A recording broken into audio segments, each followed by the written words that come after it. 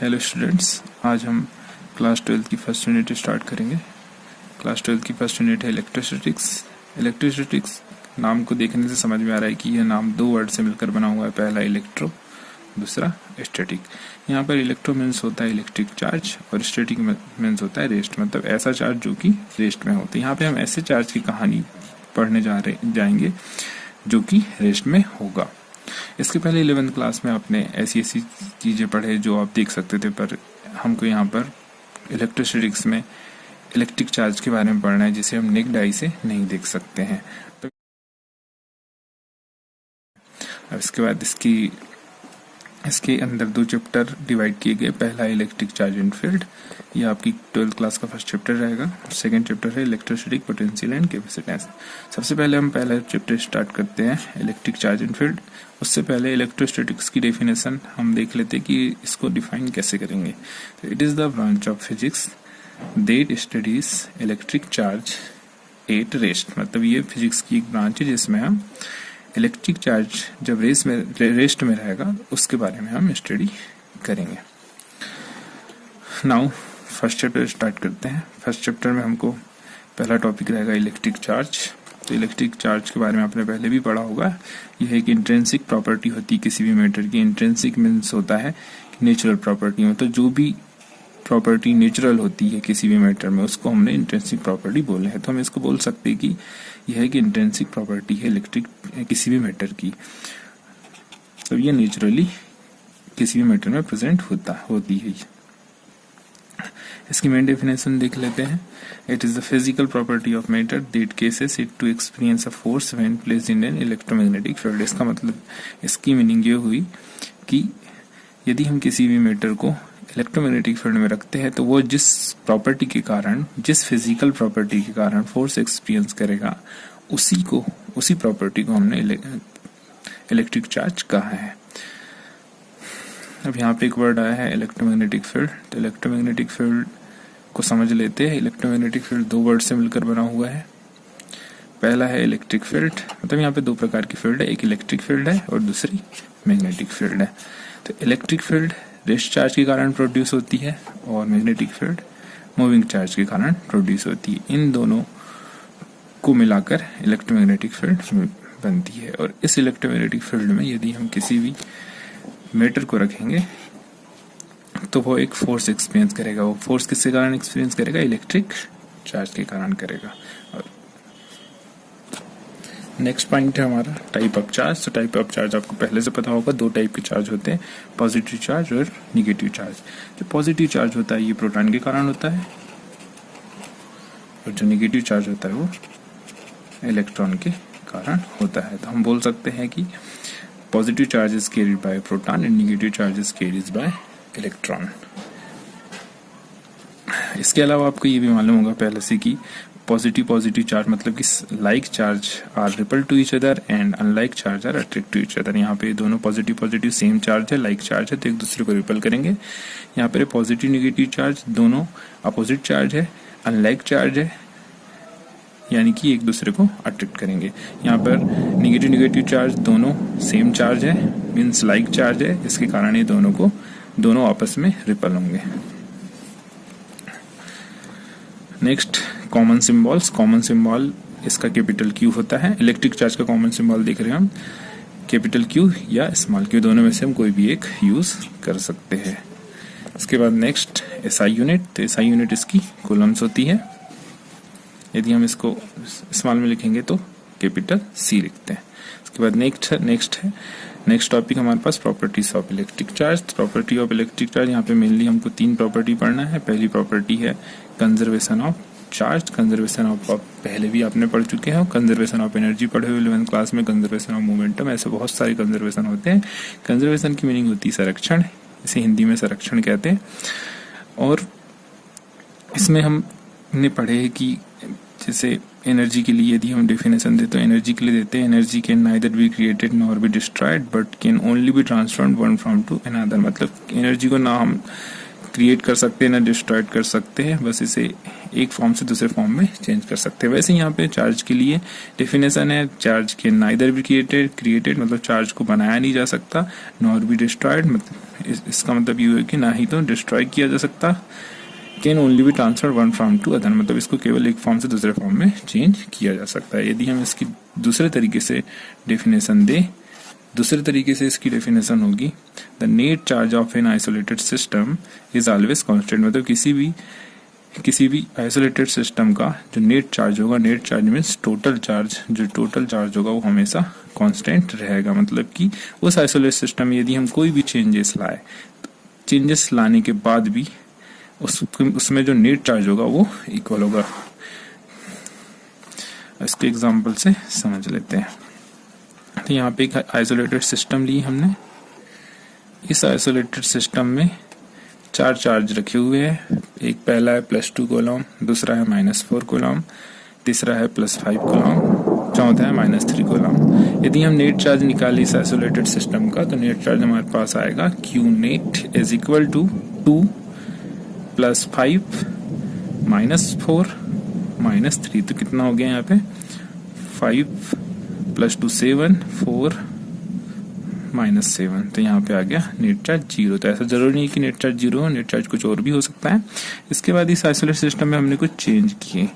अब इसमें जब हम चेंज करेंगे तो ऐसा नहीं करना है कि दूसरे सिस्टम के साथ इसको इंटरेक्ट कराए, इसको किसी और सिस्टम के साथ इंटरेक्ट नहीं कराना है। ऐसा सबसे पहले ये समझ लो कि आइसोलेटेड सिस्टम होता क्या है। तो आइसोलेटेड सिस्टम ऐसा सिस्टम होता है जो किसी और सिस्टम के साथ इंटरेक्ट नहीं करता, मतलब ये पृथक सिस्टम होता है, एक अलग सिस्टम होता है जिसका हमने कभी यूज ना की हो, पहली बार जिस सिस्टम का यूज कर रहे हो। जैसे मान लो कोई वायर है जिसका हमने आज तक यूज नहीं किया और पहली बार जब हम उसका यूज करेंगे तो उसको हम आइसोलेटेड सिस्टम कह सकते हैं। तो हम इसको बोल सकते हैं डज नॉट इंटरेक्ट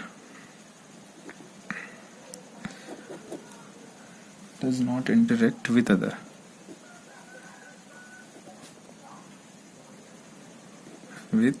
मतलब ऐसा सिस्टम जो किसी दूसरे सिस्टम के साथ इंटरेक्ट ना करे, उस सिस्टम को आइसोलेटेड सिस्टम कहते हैं।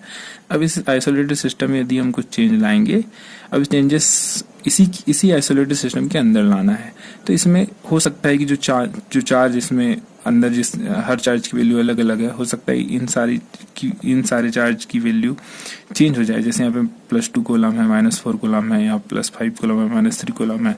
अब यहाँ पे जब हमने कुछ चेंज लाए तो इस आइसोलेटेड सिस्टम में चार्ज की वैल्यू चेंज होगी, +5 कूलम हो गई, फिर +3 कूलम हो गई, -8 कूलम हो गई। पर जब इसका हम सम करेंगे, नेट चार्ज निकालेंगे तो +5 +3 -8 इज इक्वल टू 0।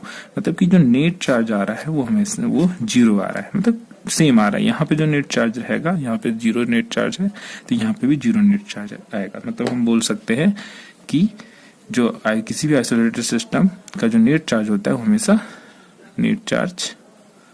हमेशा कांस्टेंट होता है। Net charge is always constant. अब ऐसा जरूरी नहीं कि नेट चार्ज 0 हो, इसके अलावा नेट चार्ज कुछ भी हो सकता है, 5 हो सकता है, 3 हो सकता है, 4 हो सकता है, -4 हो सकता है, कुछ भी हो सकता है। तो इसमें आप कंफ्यूज ना होइएगा। नेक्स्ट प्रॉपर्टी हमारे पास क्वांटाइजेशन ऑफ चार्ज। तो क्वांटाइजेशन की मीनिंग पहले समझ लेते हैं। क्वांटाइजेशन मतलब होता है फिक्स्ड अमाउंट, मतलब हम बोल सकते हैं विच अवेलेबल इन फिक्स्ड अमाउंट। मतलब नेचुरली यदि कोई भी वस्तु फिक्स्ड अमाउंट में है तो हम बोल सकते हैं कि उसके पास क्वांटाइजेशन की प्रॉपर्टी है। वैसे इलेक्ट्रिक चार्ज होता है जो हमेशा फिक्स्ड अमाउंट में अवेलेबल होता है।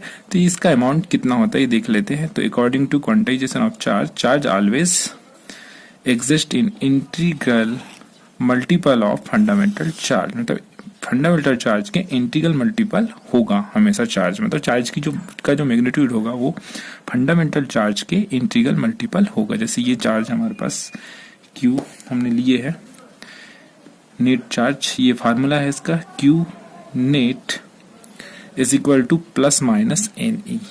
तो यहाँ पे प्लस पॉजिटिव चार्ज के लिए और माइनस नेगेटिव चार्ज के लिए। यहाँ पे जो n है, स्मॉल n, ये इंटीग्रल मल्टीपल है, ये स्मॉल n इंटीग्रल मल्टीपल है। और स्मॉल ई फंडामेंटल चार्ज है। समझ लेते फंडामेंटल चार्ज क्या होता है। फंडामेंटल चार्ज आप लोगों को पता होगा पहले से। फंडामेंटल चार्ज की वैल्यू होती है 1.6। ये फंडामेंटल चार्ज है 1.6 इंटू 10⁻⁻19 कूलम। मतलब सिंगल चार्ज, ये यहाँ पे हमने लिखी है E is equal to fundamental charge, इसको हम बोल सकते हैं चार्ज ऑन सिंगल इलेक्ट्रॉन या प्रोटॉन। तो किसी भी इलेक्ट्रॉन या प्रोटॉन, सिंगल इलेक्ट्रॉन या प्रोटॉन में जितना चार्ज अवेलेबल होता है उसको हमने बोला, उसको फंडामेंटल चार्ज कहते हैं। तो इस फंडामेंटल चार्ज का इंटीग्रल मल्टीपल होता है। अब इंटीग्रल मल्टीपल समझ लेते हैं। तो इंटीग्रल मल्टीपल आपने मैथ्स में पढ़े होंगे, इंटीग्रल नंबर पढ़े होंगे। इंटीग्रल नंबर +-1 होते हैं, +-2 मतलब यहाँ पे दो नंबर है, +1 -1 +2 -3 +3 -3, तो ऐसे एक्सेट्रा आगे जितने भी कंटिन्यू नंबर होंगे। अब इसको थोड़ा एग्जांपल से समझ लेते हैं कि चार्ज कैसे हमेशा फिक्स्ड अमाउंट में अवेलेबल होगा। तो ये पहला एग्जांपल, ये टोटल चार्ज है Q is equal to +-2 into 1.6 into 10⁻⁻19। तो ये जो नंबर है, ये नंबर इंटीग्रल नंबर है, मतलब n है, ये इंटीग्रल नंबर है। और ये जो नंबर है ये e है, मतलब कि फंडामेंटल चार्ज है। तो फंडामेंटल चार्ज का इंटीग्रल मल्टीपल है, मतलब ये अवेलेबल होगा। कंफर्म ये अमाउंट, मतलब ये इतनी चार्ज की वैल्यू अवेलेबल रहेगी। वैसे यहाँ पर सेकेंड वाला देख लेते हैं। Q इज इक्वल टू दिया है +-3 इंटू 1.6 इंटू 10⁻⁻19 कूलम। तो ये भी अवेलेबल होगा क्योंकि यहाँ पर ये फंडामेंटल चार्ज है और इसका इंटीग्रल मल्टीपल है। यहाँ पे भी ये वाला चार्ज अवेलेबल होगा।